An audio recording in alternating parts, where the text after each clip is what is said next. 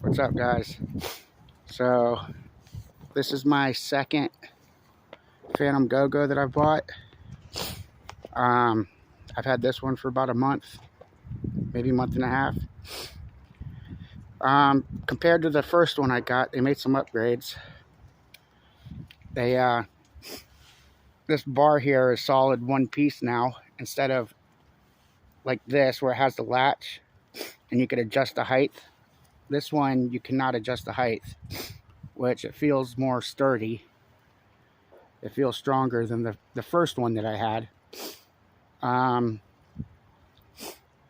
The headlight is probably the best headlight I ever seen on a scooter. As you can see, it's raining out here. I'm in New Hampshire. Like, it's raining, it's cloudy. I just rode, I don't know how well you can see it because it's daylight out, but it's got one hell of a headlight on it. The best one I've seen on a scooter. I just rode about 3.5, 4 miles, and I'm right just about to drop to my first bar. Comes with 2 keys, which is nice because it makes you feel confident if you're leaving it, if you run into a store or something. It doesn't have a brake light, so I had to get one of those rechargeable brake lights from Walmart. It does come with a reflector, but the cops aren't going to like that if they pull you over. The kickstand, same kickstand as before, it's solid. And the whole reason I got this scooter was because I want to be able to switch out the hub motor and put a 600 watt or 800 watt on there. These come with a 450, which is just enough to get around town. But if you're in New Hampshire or maybe some other areas, regions that have hills or mountains, you might be walking up a few of those hills. The back brakes, excuse the dirtiness, I was riding it in the rain, but the back brakes seem to work okay. I had to adjust these ones. I also had to adjust the ones on my first one because once you ride it for a couple of days, they start squeaking and not wanting you to stop. I don't really use the front ones for obvious reasons. As you see how the cords, I got it tucked in there, coming out the back, going to where they belong. The biggest issue I've had with these is here under the floorboard is where the batteries are stored. On the Amazon page, it says you get up to 20 miles per charge, which you don't. I'm happy getting 8 miles right now per charge, which seems to be pretty standard. This scooter and my first scooter, they both got about 8 miles to the charge. But one thing I learned, let me show you here, is when you're riding, when you accelerate, if you go full throttle, your batteries are going to drain faster. What you want to do is you want to back up on the throttle until you hear it starting to decelerate, and then you want to hold it. It's about 2/3 of the way. If you hold it right there instead of going full throttle, you'll be able to save a lot of battery. And I mean a lot of battery. I went from getting 3 miles, maybe 4 miles out of a charge to about 8 or 9 miles out of a charge. And I'm 210 pounds and I ride with a book bag, which is probably another 10 or 15 pounds. So it can carry some weight. The basket says it's rated for 17 pounds, but it's definitely stronger. It doesn't flex or anything. The whole reason I got this scooter was I plan on, and never mind the mud, it's literally raining out here, but I'm going to switch this back hub out, this hub motor, put a 600 or 800 watt hub motor in there, and then I'm going to get on Amazon. There's 20 amp hour batteries. They're 12 volts, so I need 3 of them. But they stand tall like books. And I'll be able to stack 3 of them in here and wire them to 36 volts. And you have other options, like you could cut the seat post and put a brushless motor there and have it chain driven, which is another option. I don't want to modify this too much because I want to be able to put the factory stuff back on, you know, in the event that I want to sell it or get rid of it or get a different scooter. It has 14-inch wheels, which you can see the tread. I've probably put, you can see the tread's still good. I've probably put over 100 miles on this thing already. And compared to the first generation scooter I got,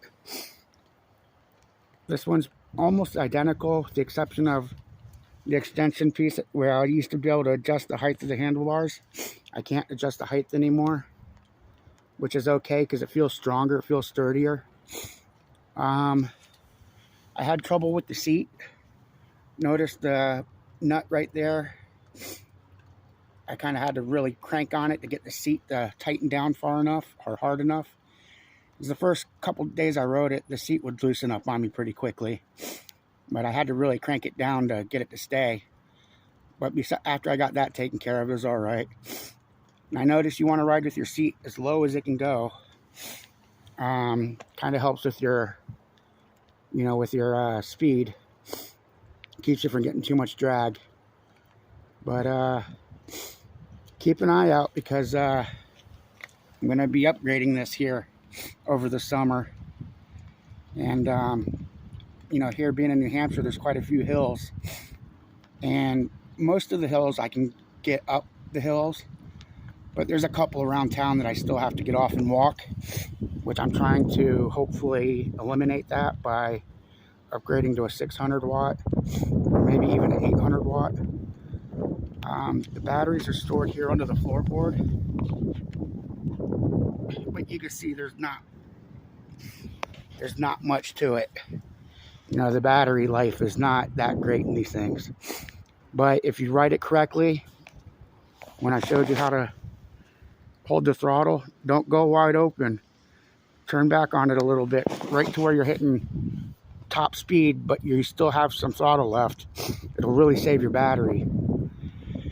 And make sure when you get it, you get the little brake light too. You're going to have to add that on there. And be prepared to adjust the brakes. And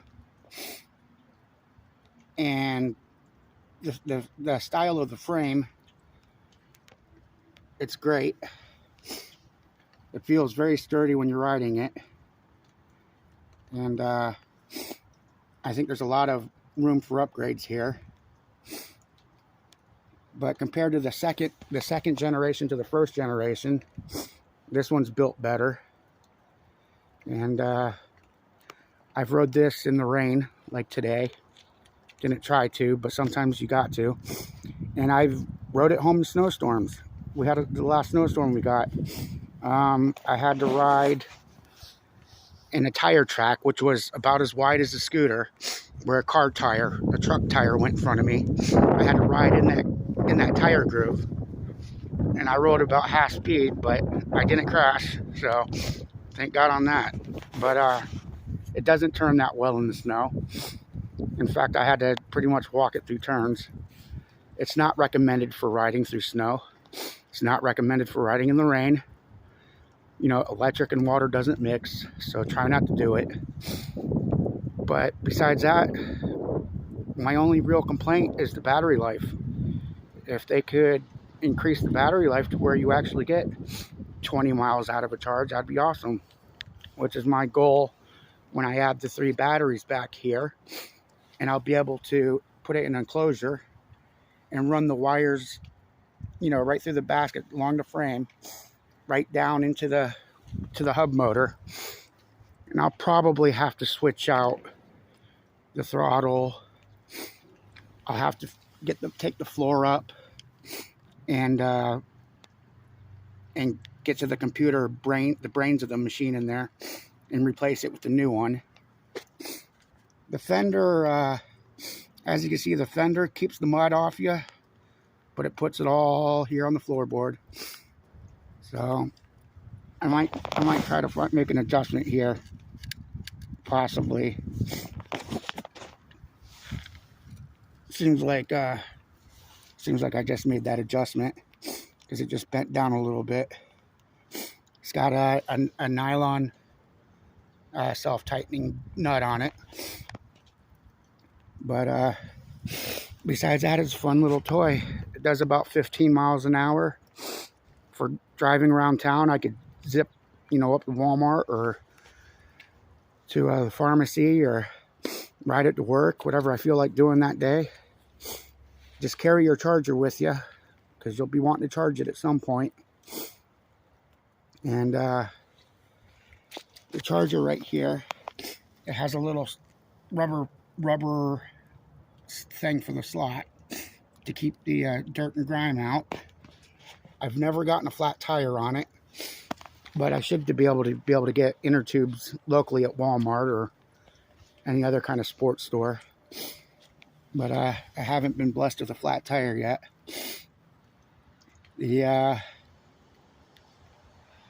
Besides that, everything seems to ride pretty well on it.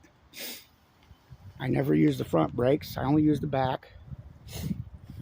I get a lot of people turning their heads when I'm riding this thing. But it's a pretty fun little toy. Keep an eye out over the summer. Hopefully I'll be able to upgrade this thing and be able to actually cruise a little bit on it without running out of batteries. So keep an eye out on the channel, and as soon as I get those upgrades, I'll post some video. I am not a paid spokesman of this Phantom Gogo C1 commuter. I just like it because the way the frame is, and I see opportunities for upgrades. I can help you out if I can. A lot of people ask me about voltage and these little silly questions, and if I can help you, I'll answer them. But I don't work for the company. I'm not.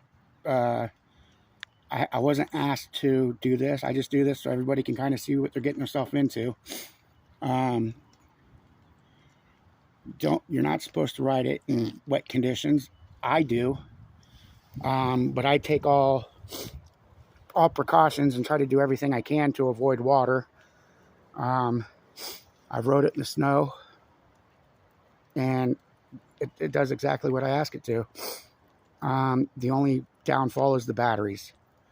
So if you decide to get one of these, it's a good way to go compared to some other stand-up scooters. For $300, you're getting your money's worth, and you have the options. You have the option to upgrade if you want. Can't go wrong with that. Have a good one.